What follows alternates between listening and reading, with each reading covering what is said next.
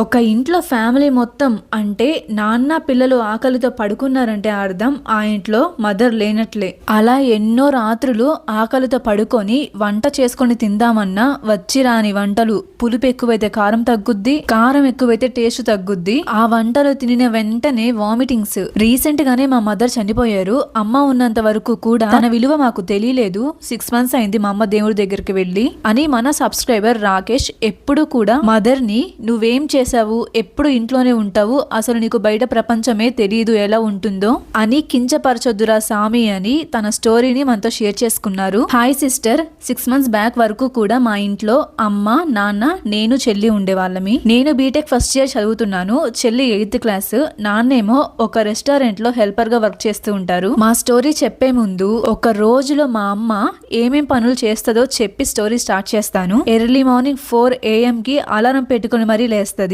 లేవంగానే ఇల్లు మొత్తం కడిగి నీట్గా ముగ్గులు వేసి పూజ చేసి మేము నిద్ర లేచేసరికి టిఫిన్లు, లంచ్ కి కావాల్సినవన్నీ రెడీగా చేస్తుంటది. మళ్ళీ మేము కాలేజ్ కి, స్కూల్ కి, వర్క్ కి వెళ్ళాక మార్నింగ్ నుంచి ఈవినింగ్ వరకు మిషన్ కుడుతూ ఉంటది. మళ్ళీ నైట్ కి డిన్నర్ కి ప్రిపేర్ చేసి అన్ని సర్దుకొని మళ్ళీ పడుకునేసరికి 11-12 అవుతుంది. మాకు కాదు, మా అమ్మకి. మా అమ్మ ఒక్కటే కాదులేండి, ఆల్మోస్ట్ అందరి అమ్మలు ఇలానే ఉంటారు.